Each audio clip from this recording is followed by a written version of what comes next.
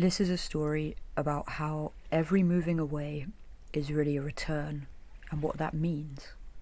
Well, I mean, it's an overly pretentious YouTube video, so really it's about the person who created it, which is me. This is me. I didn't even mean to take this image. I'd just gotten dressed after getting out of the Baltic Sea in early April. It was cold, but I was happy. You can see it in my eyes. The sun reflected in my glasses, my skin all pink from the sun and the shock of the water. Happier than I'd been in a long time. Gotland was a coral reef about 400 million years ago. Now, the beach I was on is full of fossils, ancient coral that's returning to the sea. Humans have been here for a long time too. These stone ships are from the Bronze Age. They've been here so long that nobody really agrees what they were for anymore. Were they burial sites, meeting places? Did they make them just because they could? Who's buried here? Why? All we know for sure is that we still protect them, visit them, even cycle 9 kilometers in the fog to see them. In a way, these ships remind me of what I'm doing here. I couldn't pinpoint for myself why exactly I wanted this. To move to an eco-village on the largest island in the Baltic. To put into practice what I learned in environmental communication as a master's, to be in community after living in a city that felt inhospitable, my apologies to Stockholm, or just for the vibes. But here I am, just doing what generations of my people did in Ireland. My family was moved away, forced by circumstance and colonialism, internal refugees of a civil war. They hadn't ended by the time I was born, that war, the Troubles. It was decades after my father came to Britain. The potato, as everyone surely knows, at least through stereotypes, holds an important place in Ireland's identity. And here I am, thousands of miles away, on a different island, doing what my ancestors did to survive, but out of choice. To feed the community that I've chosen to live in. We work the fields in the mornings together. The further I go to get away, the closer I am to something. Everything comes back. Just as the coral eventually returns to the sea, and people still sit by the stone ships thousands or millions of years later. My favourite poem, Digging, by Seamus Heaney, a poet my granny once met at a party, who won the Nobel Prize the year I was born, covers this. I found a book of his selected poems in the library in Visby. And Digging was the first poem in that book, and it goes like, "Between my finger and my thumb, the squat pen rests, snug as a gun. Under my window, a clean rasping sound, when the spade sinks into gravelly ground. My father, digging. I look down, till his straining rump among the flower beds bends low, comes up 20 years away, stooping in rhythm through potato drills where he was digging.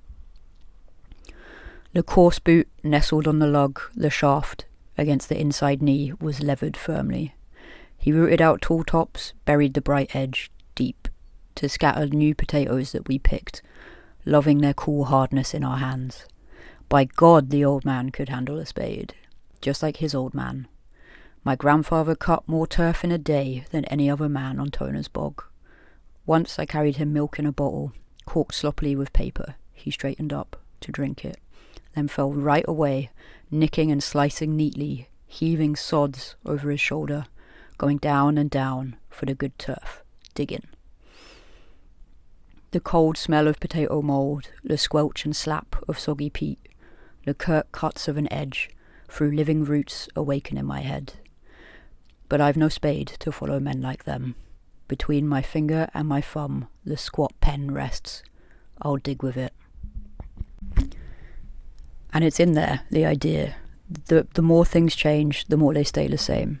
I'm the same person I've always been, tethered in the same way that Heaney is to the past, no matter where I was raised or where I've been since. What has changed now is the way that I look at that connection. I've got time here just to be, to think, to talk to people, just because we're here, not as a transaction, not for any other reason. The farming I do is tedious work, and I don't mean that in a bad way. The tedium is important, the repetition, in a world where constant entertainment is being designed to drain you and stop you looking around and questioning things. The opportunity to slow down and just look is a gift.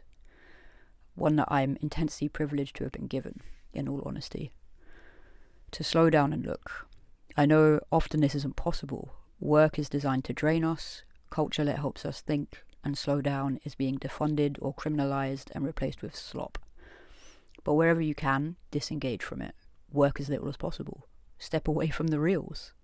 For me, this slowing down and looking, the change I've come to is a realisation that in spite of all this running, the eventual return to myself has often left me feeling like a disappointment.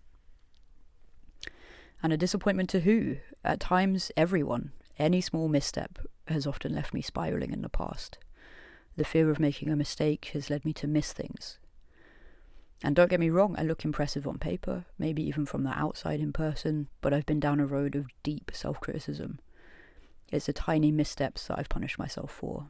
A missed invitation, or being too shy to seek connections, too shy to share a favourite song, an artwork I've made, something I've written, some truth or story about myself that I'd considered too vulnerable, just embarrassed to be seen as weak or afraid. But here, I've thought to myself a lot about all kinds of things, but especially about farming, growing things. When I'm doing that, some seeds sprout later, some never do. I don't blame myself when this happens. I don't blame the team I work with or the seeds for that.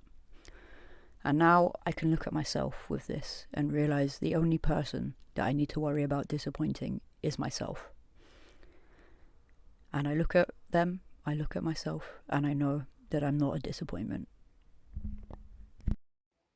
So yeah, that was my first attempt at a YouTube video. I hope you liked it.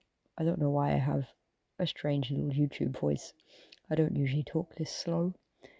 But yeah, thank you for watching. This is a video of some rhinoceros beetles that I've sped up. They live in horse manure, which is pretty fun, and now I get to see them a lot, so that's also nice. Anyway, thanks. Bye. Have a nice day.